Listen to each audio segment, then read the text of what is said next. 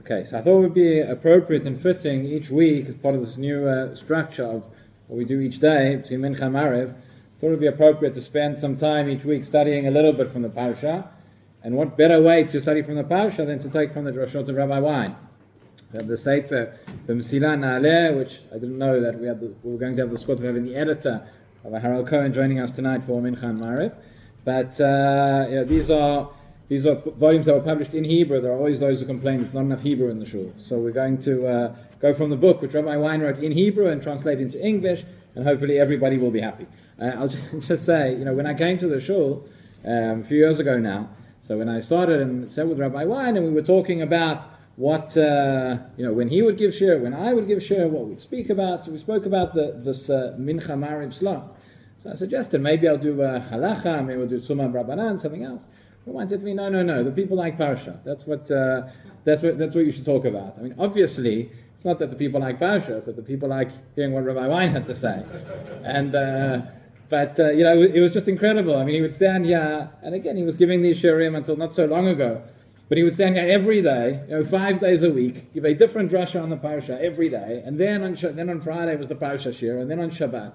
I have a hard enough time thinking of something different to say Friday night and Shabbos morning.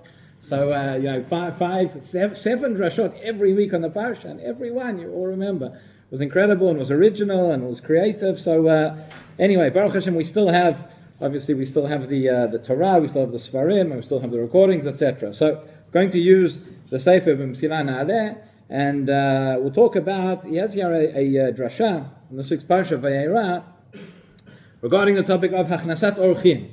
We know the Chazal tell us, Gdola Hachnasat Orchim me'akbalat pnei hashchina, that accepting guests is greater in a way than receiving the presence of the Shechina. And it's learnt out from the beginning of this week's Parsha with Avraham.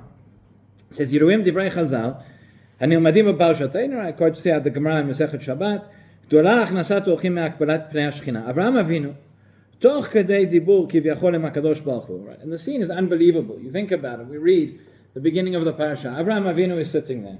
He is having a prophetic vision. He's one-on-one. HaKadosh Baruch Hu is talking to him. No, it doesn't get any more important than that. And in the middle he says, Omer lo amten kima. He says, God, just wait a minute. Right? It's like, sometimes you're talking to somebody and the phone rings or whatever, so you pick out your phone, you say, just excuse me, stop. If you're lucky, you say excuse me, or you don't say excuse me, you just take out your phone, you interrupt somebody. If there's one encounter, I don't want to say one person, right? But if there's one encounter that you're having with another that you're not going to interrupt, that's more important than interrupting, it could be more important than God himself. So, what? Your mother. So Chazal tell us there are 3 partners in the creation of a person, right? Father, mother, Kadosh Baruch Hu. Okay, we can talk about who's more important. But the point is, Avraham Avinu is sitting and he's talking to God himself, and he says, just wait a minute. I've got something going on. Hamten kima. And I see 3 people, 3 strangers in the desert. Remember, Avraham does not know that they're malachim. I'm going to go and I'm going to accept these guests into my tent. Afterwards I'll come back to you, God. It's okay, you just wait there. So it's unbelievable. Have we heard of such a strange thing? Again, this is Avraham Avinu we're talking about. He is in the middle of experiencing prophecy. He's face to face with God himself. And he sees 3 Bedouins in the desert. He says, okay, I'm going to host these people. I'm going to forget about you. He doesn't know them. Right, again, if it was his mother or his mother-in-law, so then there's something else, but it's 3 strangers. Is it logical? Chazal want to teach us here something significant about this mitzvah. So it says a few other things in the Gemara Masechet Shabbat, right? So we already said, it said that Hachnasat Orchim is greater than receiving the divine presence. It says, Gdola Hachnasat Orchim yoter mashkamat beit midrash. It's greater to accept guests than to come and learn in the Beit Midrash. Also, we say this every morning. Every morning when we say Birkot Torah, and we say the Mishnah Elu Dvarim, one of the things that we mention, right, of 6 things. Says Hachnasat Orchim, אחד מששת הדברים שאדם אוכל פירותיהם בעולם הזה והקרן קיימת לעולם הבא. 6 things which a person receives the fruits in some form in this world, but still receives the ultimate reward in the world to come. Meaning, it's not just your run-of-the-mill mitzvot. There's something, obviously, we can't give rankings to mitzvot, but the Mishnah says that Hachnasat Orchim is something very, very significant. So the general understanding of this, maybe a common understanding of this, is that it's not just people, you often hear people talk about, it's not just about Ben Adam Lemakom, it's also about Ben Adam Lechavero. Hashem wants us to create a good society, to treat each other well. We shouldn't just think about that, just think about him, so to speak. We should think about others, we should accept them as well. And there's a message here that Hachnasat Orchim, which is part of Chesed and part of the way that we treat others, that is as significant as our Ben Adam Lemakom. Okay, that's one understanding. But Rabbi Wein goes here and he goes much deeper, and he's going to unpack something for us that is a different way. He says there's a fundamental principle of Hachnasat Orchim, specifically what it's going to teach us about Avodat Hashem. So he says like this: Ma mevi otam lemidat Hachnasat Orchim kol mefutachat. He says, what is it? All right, talking about Abraham and Sarah. What is it that brings them to such a deep and such a deep level of developed level of Hachnasat Orchim? Ha'akara mukah b'kach shekulanu l'maaseh orchim ba'olam hazeh. That's the point. There's something, everything in this world is a mashal to teach us something. When I accept a guest into my home, there's somebody else who is a stranger and I'm welcoming them in, there is a realization here, this is a mashal, and we're all the mashal, which is that all of us are orchim. We're all guests in this world. It's HaKadosh Baruch Hu is doing the Hachnasat Orchim to us, so to speak. למעשה הולכים העולם הזה. אף אם האכסניה שלנו הינה טרקלין מפואר ויקר מיני פז, right? Sometimes our homes are very high material standard. Nonetheless, בכל זאת היא נשארת רק אכסניה. It's obviously temporary, we're passing through.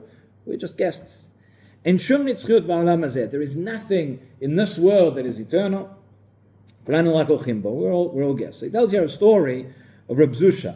So it says Reb Zusha of Anipoli, once it happened that there was a very wealthy guest who was passing by, and he stayed, and he gave him Reb Zusha gave him a place to stay, and again it wasn't so comfortable. It was sleeping on a bed of straw, and he was eating a little bit of bread and a little bit of water, and this guest develops a cold overnight, and he's not so happy about the accommodation.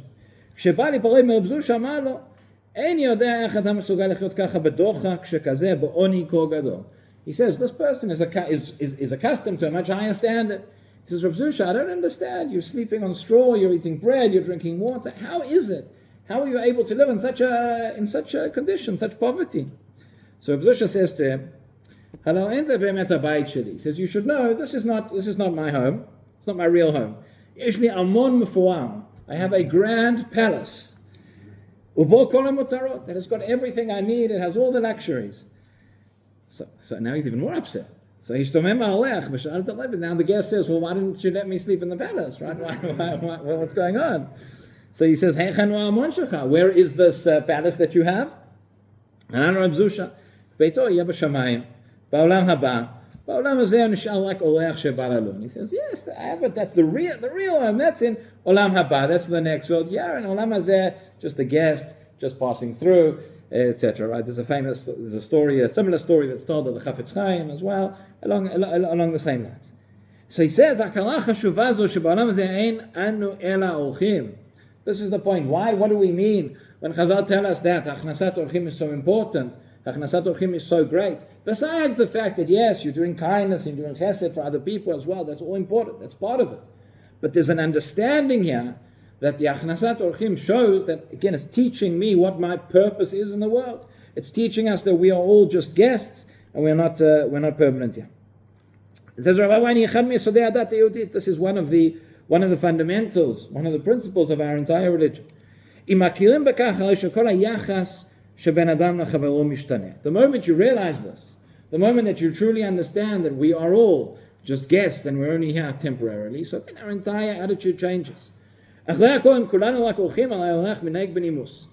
you're a guest in somebody else's home, most people are able to act with a proper amount of decency and politeness, to a host, even if it's sometimes you would have a hard time with somebody But once when they're hosting you, you're a guest, so you have the manners. Omer todah, you say thank you. Mevarech et בעל הבית.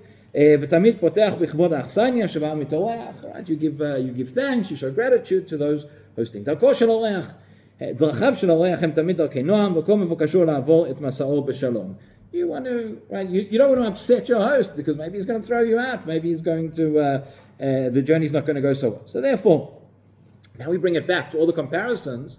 Number one is going to explain to us what do Chazal mean when they say Hachnasat Orchim is greater than Hakvalat Bnei Shechina? It's greater than Ashkamat Beit HaMidrash. What's the connection? He says, גדולה כל כך מעלתה של Hachnasat Orchim, אפילו יותר מקבלת פני השכינה, מפני שאי אפשר לאדם לקבל פני השכינה, אם הוא אינו רואה את עצמו כאורח בעולם הזה. The first thing is, if you want to accept the divine presence, you have to understand that you are a guest here in Hashem's world. That's the. What does it mean to be in the presence of Hashem, to come face to face with Him? It means you understand this. וגדולה הכנסת אורחים גם כהשכמת בית המדרש. Right? Why do Chazal tell us that Hachnasat Orchim is greater than getting up to go and learn in the Beit Midrash, studying Torah? משום שבלי הכרה שגדולה הכנסת אורחים, מערב לתורתו שיטעם בטעם חיים. Meaning that the fundamental, the principle has to be understood. Who am I and what am I doing here? And I'm here and I'm a guest. I'm here in Hashem's world. And then I can go and I can approach His Torah and I can learn it in the proper way. לטעום טעם חיים בתורה זאת המהות, וכל מה שמעיד על זיוף נשפט בחומרה. When we want to learn Torah, it has to be authentic. It has to be real. הנה התלמיד חכם שנמצא עליו ובגדו חייב מיתה. So he quotes here the Gemara in Shabbat that says that if you have a Talmid Chacham who has a stain right on his clothes, that is chayav mitah. It's a very, very serious and it's a grave offense. So he explains that this is Chazal talking here in a mashal. That what does that ravav, what does that stain, so to speak, mean? It means it's a semel rikavon pnimi. It is a sign of an internal decay. The moment that it can be a Talmid Chacham, he may have learned lots of Torah and he may have achieved it intellectually. But if he doesn't understand what he's doing here, he doesn't understand that ultimately I am a guest here in Hashem's world, well then, what's going to happen? He goes out externally and he's not going to be careful about his appearance, he's not going to be careful about his behavior, he's not going to be careful about the image that he projects about what Torah is, because he acts inside the same way that he would that he would in Chadrei Chadarim. Person's inside at home, so they don't have to put on their finest clothes, etc. But what is this a mashal for? Midot ra'ot, ben gam kas, kin'a, v'sin'a, elu moknot ha'kedusha min ha'torah shu lomed. A person has these internal stains, has poor midot, has got anger and jealousy and hatred, all these things, that's going to empty out the kedusha, etc. from the Torah that you learn. And then it remains just chokhmah v'yeda, it remains knowledge, but it's not Torah that is connecting you with something that is eternal. And לימודו לא העניק לו עוד תורת חיים, ואהבת חסד עשת משפט וצניעות בכל דרכיו בחיים. Okay, he goes on and talks as well, furthermore, about how Hachnasat Orchim also relates to, as we said, the attitude we have bein adam lechavero, of course, on the simple level, how we treat other people and how we welcome them in, and how we treat guests as well, and that's all part of it. But ultimately, that is the message that emerges. That when Avraham Avinu turns to Hashem and he says, "Wait, stop," it's not that he's interrupting his conversation with Hashem.